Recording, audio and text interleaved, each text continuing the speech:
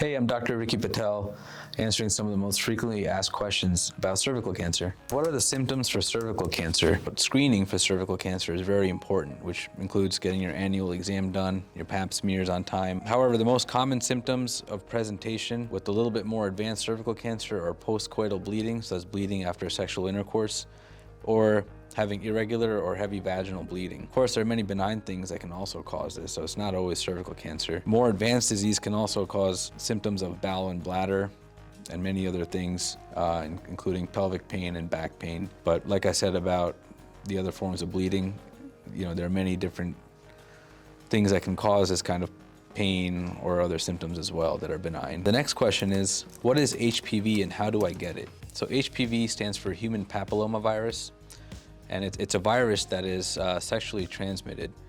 Usually it's very silent. You wouldn't know if you got it or not, depending on the different types. There are some that cause cancer, some that don't do anything at all, and there are some that cause genital warts, and it's all part of the same HPV family. The next question is, who should get the HPV vaccines? So in the United States, we have a 9-valent vaccine, which basically means that 9 different types of HPV are covered in the vaccine, and these are mostly the high-risk types that cause cancer. The earliest age that's recommended to get the vaccine is 9 years old, and in both males and females is recommended to get the vaccine. For patients who have missed the window from ages 13 to 26, it's still recommended to get it because the benefits outweigh the risks. However, at age 27 and above, you should talk to your doctor to see if you would qualify to get it, given the risk factors that you've had and potential exposure to HPV that you've had, because if you've been exposed, it may not benefit you.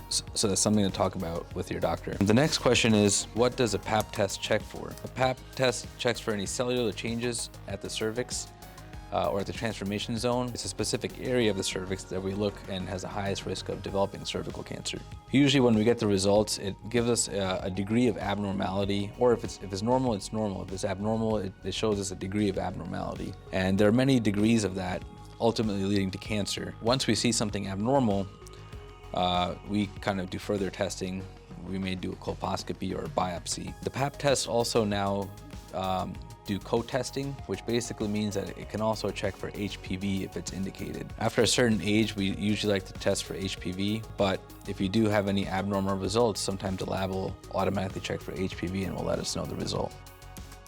When do I need a pap test? When you turn 21, that's when we usually start screening for cervical cancer through a pap test. If it's normal, it can potentially go every 3 years, but that's also something you should talk to your doctor about. Do pap tests screen for all gynecologic cancers? No, not all cancers are screened for by pap smears, but some other ones are that are not cervical cancer. For example, vaginal cancer or vulvar cancer can also be picked up with a pap test if you do a vaginal smear.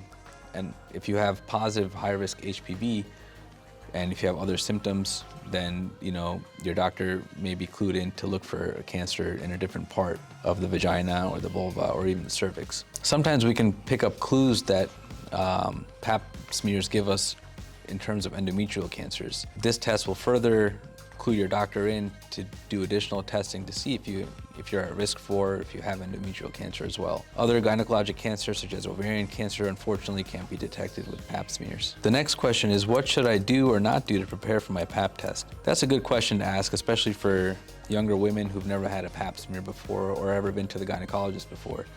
I myself have a lot of young patients who ask me the same question in my office, and I kind of go through the steps of what a pelvic exam entails. The main tool that we use during a pelvic exam is called a speculum. It kind of looks like a duckbill, which opens up inside the vagina, and it allows us to take a look at your cervix, which kind of looks like a donut with a donut hole in the middle. Basically, the donut hole in the middle is a passageway inside your uterus, and the outside of the cervix is where we usually pick up cells from what we call the transformation zone to send to the pathology doctor to take a look for any abnormalities or any inclination if there's any cervical cancer.